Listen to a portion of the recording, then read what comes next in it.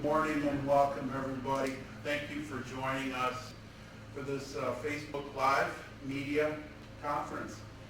As most of you know, my name is John Canosa and I serve as the Director of Public Health here at Clinton County Health Department. In addition to myself talking today, we also have our esteemed Chairman of the Clinton County Legislature, Mark Henry, and also Dr. Davey, who is District Superintendent, Chief Executive Officer of the Champlain Valley Educational Services. Each of us will provide a brief update. We will then do our best to answer your questions. Since we do anticipate duplicate questions on the same topic, please listen carefully as the information you are seeking may be answered by the prepared remarks that we have for you or as part of a response to a combination of questions. As I always start off, I'd like to give you our numbers for today. I'm so happy, so proud, elated really, to tell you that during our Phase 1 and Phase 2 reopenings in Clinton County, there has been no significant rise in new cases. We stand pat, status quo, with 104 lab-confirmed positive cases, and of those 104, 100 are recovered as of today. Total testing of Clinton County residents equals 6,625. A lot of testing is occurring, and my hat's off to the hospital, Hudson Headwaters, our medical providers for doing that testing. Probable cases, we are at 87, and of those 87, 85 are now recovered. Over the past week, as I mentioned, there have been no new lab-confirmed positive cases. Our active cases recently have remained quite low. As of today, we only have 2 active cases. And there have been no COVID-positive patients also residing in the hospital, a very fortunate thing. Happy with that. It's too soon to tell whether Phase 2 will result in a rise, but so far, so good. Love those words. As many of you know, we in the North Country have been very fortunate to be one of the first regions in New York State to attain Phase 2 reopening status. As I have mentioned in prior press conferences, this has occurred primarily as a result of the hard work and sacrifice by you, the public. Specifically, wearing face coverings, face masks, social distancing, minimizing your presence at gatherings. These are all positive things that we have learned, have adopted, and are now employing to minimize the spread of COVID-19. As we head now into Phase 3 coming up, even more of our businesses, recreational, and social opportunities will open up. There will be significant phase of a significant phase of reopening, Phase 3. It will be very good for our local economy, our mental health and well-being, and will help us restore a bit of normalcy into our lives. I encourage all the public to take a look at the New York Forward website, Google it, very important, where you can obtain information about phase reopen guidelines and details for the upcoming Phase 3. With the Phase 3 reopen, however, it stands to reason that we will each be faced with potential increased opportunities for exposure to COVID-19, more so than we have faced in the prior 2-3 months. As we move forward, we need to maintain the health practices that I mentioned before that have protected us thus far. Social distancing, wearing face coverings, wash your hands very often, minimize your presence at social gatherings. These practices are an essential part of our new normal. Employers and employees need to remain vigilant in controlling the spread of COVID-19 as well. As an employer, your reopening plan, doesn't have to be detailed, but you need to have a plan, should recognize what needs to happen if an employee at your business tests positive for COVID-19, or if they show symptoms for COVID-19. You should also consider how potential isolation and or quarantine of employees could impact your workforce, your staff. There is also guidance available from New York State on the New York Forward website on when individuals may return to work following COVID-19 infection or exposure. As pointed by our partners at the North Country Chamber of Commerce, who've been providing a lot of trainings for all of our business sectors in the recent 3 to 4 weeks, it is important that we clarify information about the webinars they have been providing to businesses relative to safety officer training. It is required that all businesses and other employers have a safety officer. And the business is responsible for making sure that safety officer that is elected for your business or for any other employer understands their responsibilities, the virus, and the risks their employees may be exposed to. However, they could train their officer in some other way other than having their employee attend North Country Chamber of Commerce training. There are different ways you can obtain that training, but as I mentioned, North Country Chamber of Commerce does have their own training here, and it can be viewed, as I understand, from their website. The training provided by the North Country Chamber of Commerce is not mandatory, but was created to fill a need for businesses, employers, to comply with the requirements to train their safety officers. We at the Clinton County Health Department, as well as the North Country Chamber of Commerce, think this safety officer training is simply a very good idea to allow us all to be prepared for what is coming up with reopening. Employers are also expected to keep detailed records of staffing and client interactions, vendors who come into your business regularly.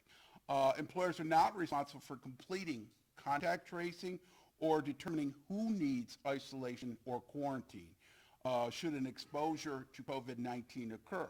These activities are completed by our staff, our fine nurses and investigator staff that we have here at the Clinton County Health Department. However, the records, it's very important. Keeping records is the best thing that you can do as a businessman, businesswoman, employer. Keeping those records of what employees are at your facility, at your business, and vendors who come in, contractors who come in on a daily basis is very important for our contact tracing. It makes that work much easier, as well as swifter, so that we can come to the determination of who requires isolation or quarantine quicker. While our active cases numbers remain low, very happy to say that again, please know that this virus is not gone. We need to continue to take precautions to stay well, especially as more regular activities resume and more people start moving around a lot more, especially in the upcoming summer months. I will now turn the floor over to our chairman of the Clinton County Legislature, Mr. Mark Henry. Thank you.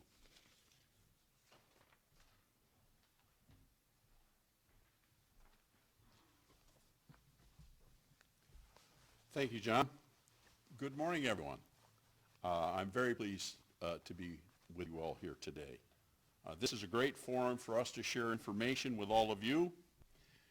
For those that heard me speak last time regarding Phase 2, you may think you're hearing the same information over again, but you're not. While it's certainly a similar and hopefully a very familiar message, my remarks today will cover the anticipated Phase 3 reopenings. This Friday will be 2 weeks since the Phase 2 reopening. As a member of the North Country Regional Control Room, I'm happy to report, just like John, that all of our regional dashboard metrics remain low and in the green, which is exactly where we want them to be. These numbers remain low because of the efforts you have taken to ensure that we are all as safe as we can be. The successful reopening of Phase 2 businesses is a credit to those businesses and all that they did to prepare for their successful reopening and what they continue to do in order to follow the established guidelines. Without everyone's cooperation, we would not be anticipating our move into Phase 3. I'd also like to take the time here to recognize the efforts of our town supervisors, mayors, their boards, zoning and codes officers of all the municipalities that work side by side with these businesses, making it possible for them to open swiftly and to meet state guidelines. Our state and federal representatives have similarly been working to ensure local businesses would be able to open safely and on time. These efforts are ongoing as we move into Phase 3, and it is a true partnership and one that is very much appreciated. If you joined us last time, you may notice that I was finally able to get my hair cut. As barbershops and salons were part of the Phase 2 opening, I was particularly interested in how it would actually work. I can tell you from personal experience that the barbershop I went to was very well prepared. The guidelines of calling for an appointment, waiting outside until you were called, wearing a mask, disinfection, and screens separating work areas were scrupulously followed. Throughout the entire process, I felt safe and comfortable. Some patience, not a strong point of mine, was required on my part, as it does take a little longer, but that is understandable as we are all working through this together. Based on the successful reopenings in Phase 1 and Phase 2, and the continuing low numbers we are seeing in rates of infections, hospitalizations, and the success of our contact tracing program, among other things, I am very hopeful that the governor will announce very soon that the North Country region will be authorized to reopen its Phase 3 businesses. These Phase 3 businesses include food services, bars and restaurants for indoor dining, and personal services, which include spas, tanning, cosmetology, massage therapy, nail specialists, tattooing, and piercings. The guidelines for all of these businesses are already posted on New York Forward, and as always, the North Country Chamber of Commerce in Gary Douglas continues to be a great resource for any business that may have questions. As I go around Clinton County and the North Country, I have been asked recently on several occasions about our court system. The Chief Judicial Judge for our 4th Judicial District has informed me that courts have returned to in-person operations and are scheduling and hearing in-person proceedings since Friday, June 5th. So these are already in progress. I will give you a quick synopsis of what is covered in the expanded in-person court proceedings, but I caution that this is not a complete list, and any questions should be directed to the courts themselves. Supreme and county court cases will be scheduled for essential matters. For non-essential matters, parties may request an in-person appearance. Such requests will be determined by the assigned judge on a case-by-case basis. County and city criminal court cases will be decided on a case-by-case basis as well by the assigned judge. Some of these cases involve plea and sentencing, bail application and reviews, warrant returns, or other interests of justice matters. Family court in-person appearances will be scheduled for essential matters and on a case-by-case basis by the assigned judge.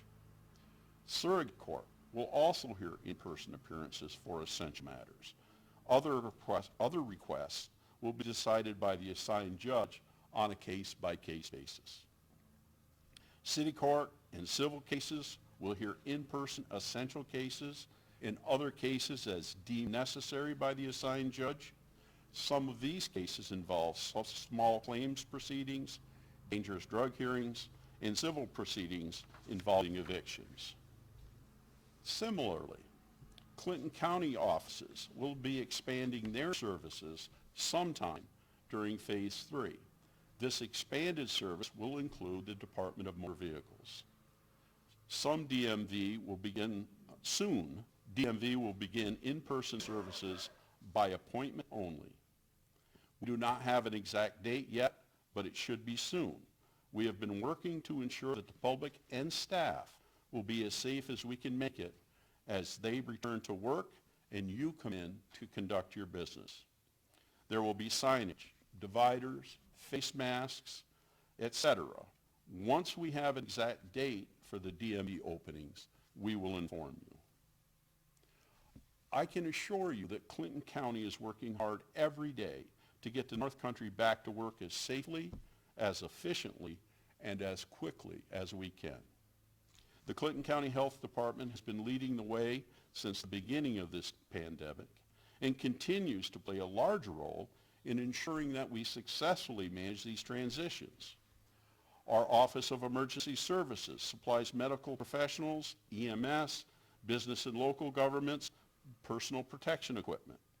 The Clinton County Office of Mental Health is providing critical service to their clients.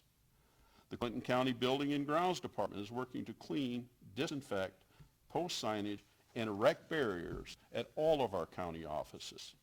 And our Children and Family Services Department is providing necessary services to their most vulnerable population. I would like to thank all of them for their professionalism, their dedication, untiring support that they have offered to our residents and our businesses throughout this entire period.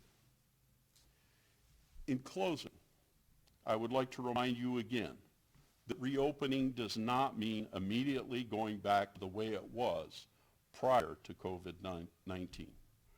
Continue to follow the guidelines, be smart, and be safe. Thank you for having me today. Our next speaker will be Dr. Mark Davey, District Superintendent for CVES. Dr. Davey.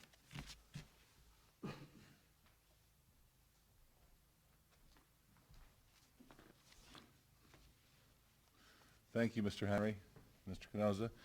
First, I'd like to acknowledge and thank Clinton County for allowing me to be here today and provide an update on behalf of our schools. Our Clinton County has been a tremendous partner, not only in allowing us to be part of this process as well, and we've had close collaboration, but the health department and all the county agencies and staff and leadership has been tremendous to work with and a true partner as we face this crisis together. So I want to thank them and acknowledge that. Second, I'd like to acknowledge and thank as well our healthcare workers, our first responders, our child care workers, and all the service providers who have continued to be dedicated in their service and their work to keep our communities and everything moving forward as we move through the different phases. Third, I'd like to acknowledge and also thank our school community partners, our teachers, our administrators, and our parents, as well as our students who have united and faced this challenge together and continue to provide education in a positive and meaningful way to provide instruction at tremendous levels in new and innovative ways. And that has been tremendous, and I want to acknowledge that and thank everyone for that. My update today primarily is involving high school graduations and ceremonies. I want to acknowledge first and foremost to say that traditionally high school graduations and ceremonies are an important milestone in our students' lives. It's also a milestone for our families and our entire school communities who come together and celebrate the achievement of our students. Unfortunately, given the pandemic and given the situation we find ourselves in, we acknowledge that the normal protocols and procedures are not fully possible. And we understand that, but we also understand that the first priority is keeping everyone safe and healthy and continuing to keep our entire communities in that manner. With that being said, I'd like to acknowledge that this has been a moving target on behalf of the school graduations. There has been significant interest in this, especially from our graduates and our school communities, as well as parents, about what actually the outcome was and what was possible. Last Thursday, on the 4th of June, the New York State Department of Health issued graduation guidance, specifically on behalf of graduation ceremonies and celebrations. They acknowledged that the different possible options at that point, this is Thursday, June 4th, were virtual graduations, drive-through graduations, drive-in graduations, and individualized graduations. That was on Thursday. On Friday, June 5th, the governor announced at his daily press conference there was an adjustment to those protocols, and he acknowledged, and we thank him for that as well, to allow socially distanced graduations of up to 150 individuals. Those individuals would include students and all participants. So the graduation ceremonies could be held starting on June 26th with participants and attendees up to 150 individuals. With that being said, I will share with you that our school districts around the state, and especially in our region, who we work closely with, are continuing to monitor these regulations and continuing to work with the health departments. And I thank Mr. Canosa and our colleagues in Essex County as well, who have been very cooperative and have helped review plans to acknowledge whether or not they do meet the current regulations. With that being said, they've been phenomenal partners, and I want to acknowledge that. I will share with you that our school districts in the region are continuing to work on this topic. One of the priorities and caveats which the governor indicated in his press conference on Friday was that these regulations will be subject to updating if there are changes in the numbers of cases. So that is an important caveat as well. And I would share with you that our districts in the region are continuing to work with their school communities to provide a combination of these celebration models. There is something where our districts have worked together. In many cases, our superintendents are reaching out to their high school seniors and their graduates, their upcoming graduates, to get feedback as well as to work with their school communities to provide a meaningful celebration, one that's memorable and one that our students and parents can be proud of, while we're also implementing all the safety regulations and guidance that is important to keep everyone safe. So with that said, I'd like to acknowledge that the schools and our partners have been doing the best we can given the circumstances, but there is a combination of these events that are being planned at this time, including all of the above. The individualized, the drive-through, the drive-up, and many of our districts are now looking at the in-person graduations with certain caveats up to the 150 individuals. So at this point, that's really the update in terms of our graduations and for our school communities. Thank you, everyone.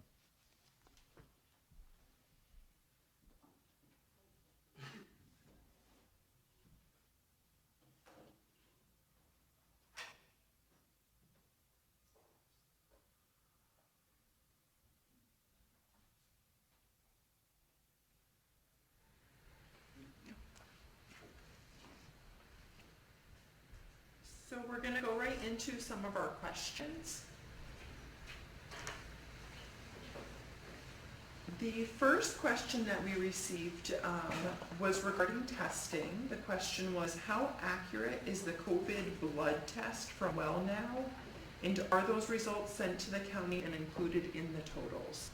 Yes, we are currently receiving results from WellNow. There were some discrepancies identified early on when they started testing because their laboratory, the reference laboratory that they use is out of state. Those have been addressed and the testing results are coming into us.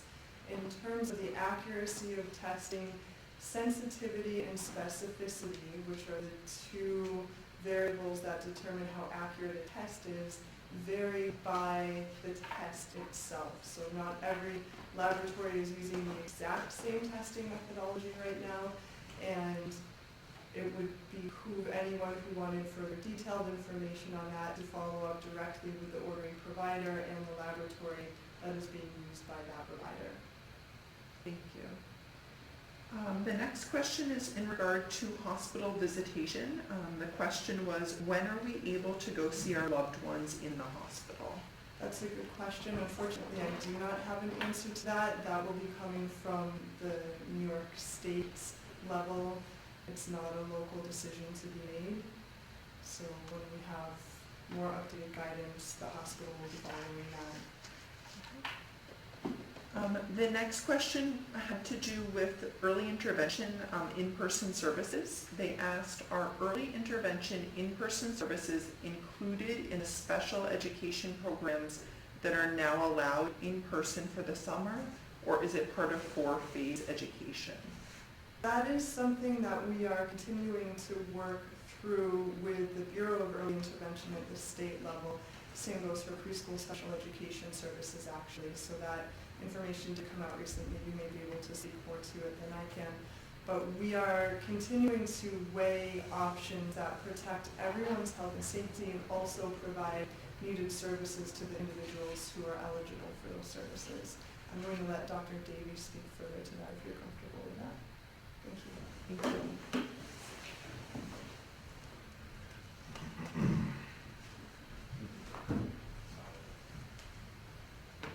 Yes, and recently, there was additional guidance issued by the Department of Health regarding in-person special education services, also known as the extended school year, which is traditionally your summer instruction for special education students.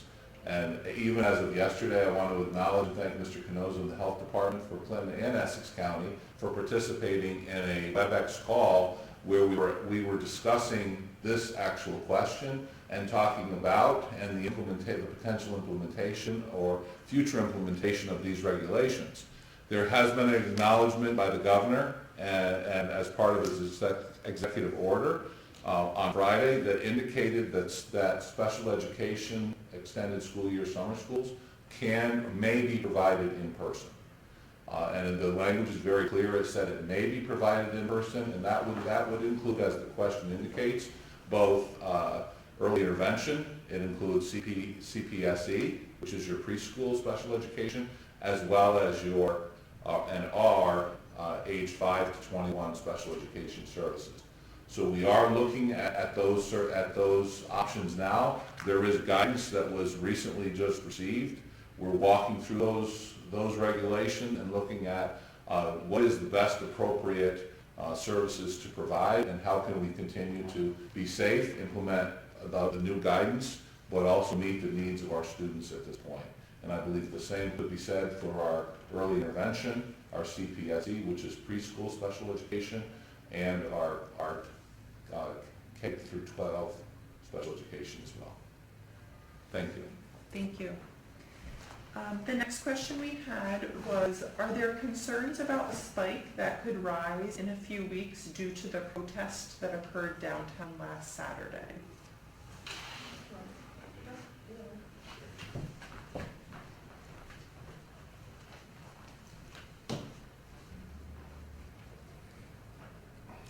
With regard to that question, whenever we have a gathering like we had last weekend, there's always a concern. We have concerns about any type of gatherings right now. So our contact tracers, Erin Strife and her nurses are paying close attention to our numbers, our cases, reports that we're receiving right now to track that and hopefully not see such spike in cases. I can say from what I did see this past weekend, social distancing may have been a little lax. However, there were a lot of those patrons that were out protesting were wearing facial coverings, face masks of some sort. So it was good to see that. A positive was taken by that from a public health standpoint. So I hope I answered that question. Thank you. A couple of additional questions kind of in line with that one.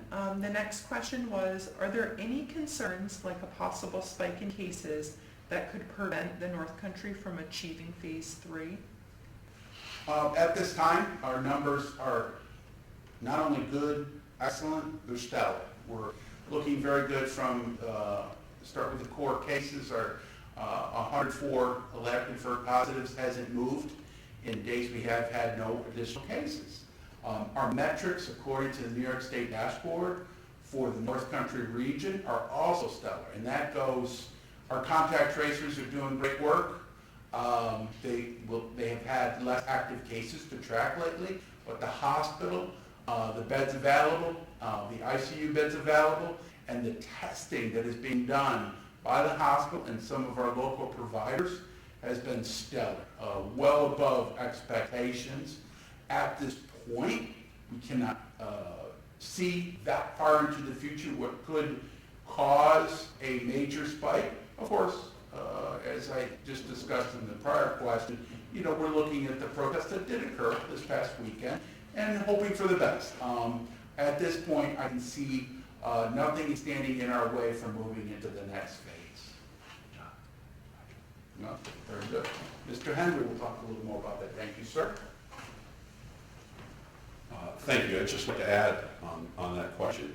Again, I am a member of the regional control room, and we do look at spikes like that.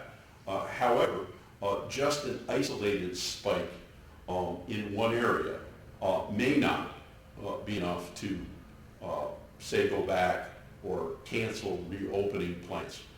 For example, if you had, first off, the numbers are region-wide, and they are averaged over a 7-day period. So that would allow averages to carry out and even out. If you had a spike, let's just say in one area, at a particular school, for example, sorry, Dr. Davey, I'm just using that as an example, at a particular school, then yes, your numbers would increase, but you would have to take into account that it's an isolated incident. If, on the other hand, maybe the numbers didn't spike quite so much, but they were spread over the entire region, then we would have to look at that, the state would look at that, and we'd make decisions on that, almost on a case-by-case basis. Thank you. The last question that was part of that thread was what would happen if the North Country did see a spike in cases? Would we have to go back to phase 1? So I think you addressed that a little bit, but I think the second part. That is a very difficult hypothetical question to answer. You talk about the question was about going back to phase 1. Obviously, that decision would be made by the governor and governor's office. It would not be made locally. It would have to be, I think, across the entire region. It would have to be significant numbers. I do not, nor do I wish to speak for the governor or what his staff would look at, and the Department of Health, local Department of Health, the State Department of Health would be involved in any of that. So I think it would have to be very significant before that were to happen. Okay, thank you. Before you run away, I have a couple more questions for you. Sure. I apologize. That's all right. Is the mall part of phase 3? Is the mall part, what was the last part? Is the mall part of phase 3 reopening? No, the short answer is no. The mall is not part of the reopening, except I hasten to add that there are businesses within the mall that have separate entrances. So if you are a business within the mall that has a separate entrance, then you can reopen your business. If you're a phase 2 or 3 business, you'd be able to reopen. However, the mall itself, if you're a business within the mall that does not have a separate entrance, then you would not be able to open. As far as I know, unless something's changed today, John, food courts, common areas are not open as well. So it's very strategic as to what is open in the mall. The next question, are we still on schedule for phase 3, and do we expect to hit phase 3 by Friday morning? Again, I do not want to speak for the governor. That is his call. But yes, we are on track. The numbers are low and remain low. I don't, knock on wood, I don't see anything that's going to happen in the next few days that would change that. But again, we have to wait until the governor gives us all, this region, permission to reopen in phase 3. Theoretically, that could be on Friday. That's 2 weeks from when we open phase 2, so that's within the timeline. The numbers are good. I am very hopeful that soon the governor will announce that we can transition into phase 3. Thank you. The question on everyone's minds, this one's for you as well, when is the DMV opening? Well, we don't, as I said in my remarks, and I'll let anybody else jump in here that wishes to, we don't have an exact date when DMV is going to open. It will be sometime soon. It will be probably after June 6th. That doesn't mean the 7th. That means sometime. And it will be open at first by appointment only. You will have to call up. You will have to get an appointment. You will then come down for an in-person interview to handle whatever the issues are. There are a couple things there on the local DMVs. I know state DMVs have their rules that they're going by. Ours is a county DMV. We have some hoops we have to jump through as far as our employees, calling them back. We have to give them sufficient notice. We can't just open up tomorrow and say, okay, we're open, employees come back. We need to give them some notice so that they can come back. So these things are all taking a little bit of time, but I expect DMV to open soon. I can't give you a date. When we do get a date, we will certainly announce it and everybody should know. Perfect, thank you so much. The next question we had to do with summer camps. The question was, summer camps for children. What exactly are the regulations as far as number of children, masks, and social distancing? And I'll add, or where can parents go to get that information?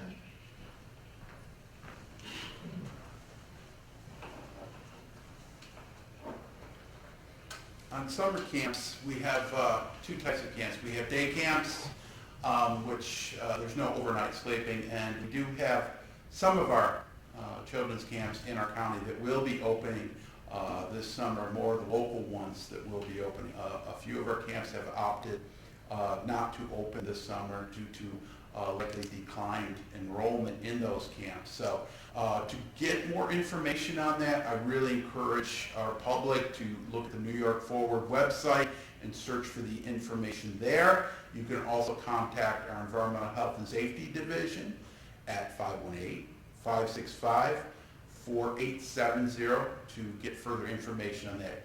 A lot of the information that we get, as you probably know, changes daily. So overnight children's camps currently are not planning to be closed by the state of New York. So that's the critical thing to pay attention to. So with their numbers being good, there's a good likelihood that they will operate this summer. So, okay. Thank you. We have a question in regard to a birthday party. Can we have birthday parties if under 20 people if we use social distancing and masks? On parties, just about everything I can think of. Parties, garage sales, lawn sales, anything like that. The key number there is 10. You will 10 from outside of your family. For the most part, you have your immediate family member, the person having the birthday, the child. I'm assuming you want to stick to that number of 10. And while you do, you can have 10 or less. You want to be consistent with appropriate social distancing for those people coming from outside of your residence to your residence. You want to maximize social distancing where you can. You want to employ masks where you can. You want to do the most that you can with the littlest effort required. And those are the two things that I would recommend to everybody. You can certainly have a party, but that 10 number is the limit that we have on social gatherings, mass gatherings at any type right now. We're keeping it small. This too shall change into the future. It will improve for all of our sakes. Thank you. Mm-hmm. The next question has to do with COVID testing. About how long does it take to get results after being tested for COVID? Okay, I'm going to let Aaron speak to that question.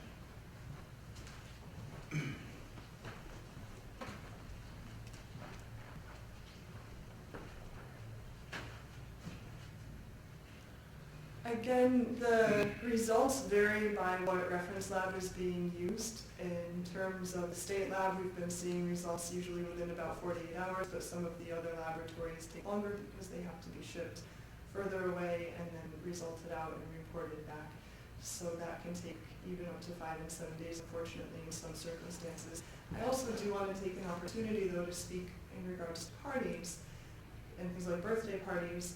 When food is being served, the masks are going to come off and people are going to eat and drink. What we saw recently with the college students was that they had a party and the masks were off because they were having beverages, and then a significant amount of people were exposed and subsequently infected, and that's not what we're hoping to have happen. So I also want to remind everyone that if you are exposed and you develop COVID, that we will be isolating you and that we will be quarantining your close contacts who may or may not have been at the party. So there are farther reaching ramifications for these types of decisions. I understand that everyone wants to see family and friends and have reasons to celebrate and get together, but I continue to urge caution. Thank you. The next question is in regards to schools. The question is, are schools going to be back and up by September?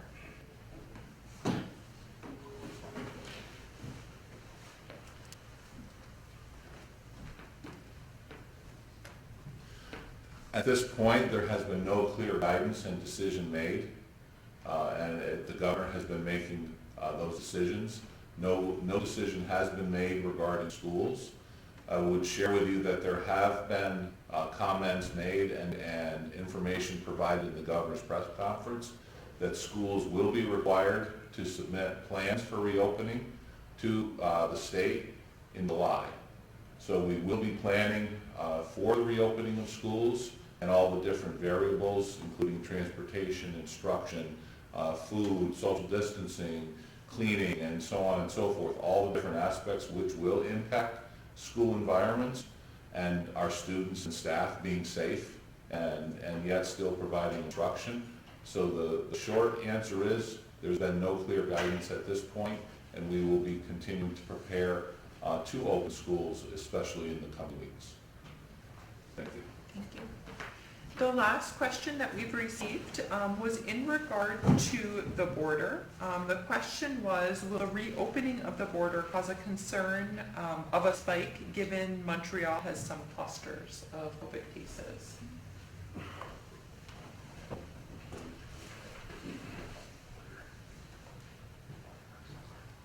As of right now, there are no clear plans that I'm aware of to reopen the border anytime soon. I think it's important to remember that the reopening of the border is entirely a federal matter, both Canadian and U.S. That is not an issue that will be decided either by this county or even this state. Obviously, we will have input. Ultimately, it will be decided by the federal government. As far as a concern, I think it would be naive not to think that any time, as our health department keeps telling us, that you have an influx of people, that obviously we would be concerned about a spike in those numbers. But we also have to remember that this is a two-way street. Our Canadian friends and visitors coming to New York State, as well as the folks from New York State going to Canada. And I'm sure they have some of the same concerns that we have. So as both countries move forward during this pandemic, I know they are looking for opportunities to open the border safely and efficiently. Hopefully that will come sooner than later. Again, just because you open a restaurant or a bar or a barber shop or a border, you can be open, but people have to feel safe to come to your business or to cross the border to come down here.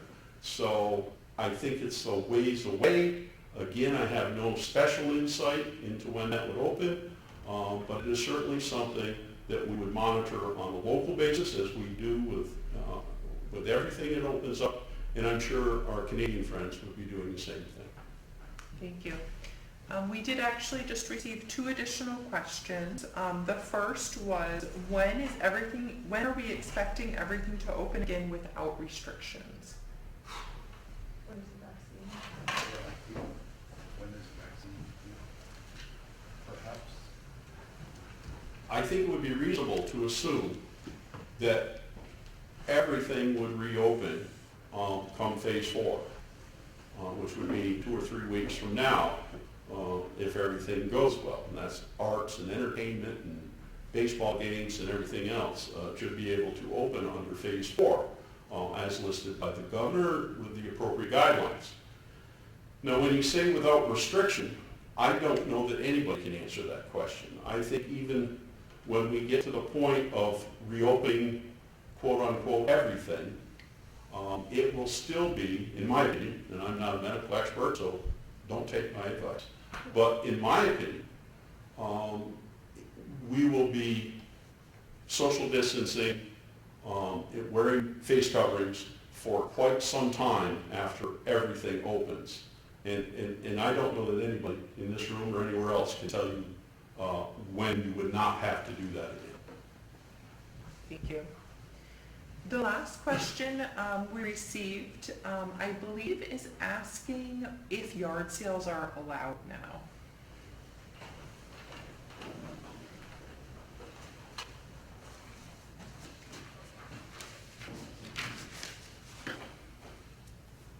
question was, are yard sales allowed now?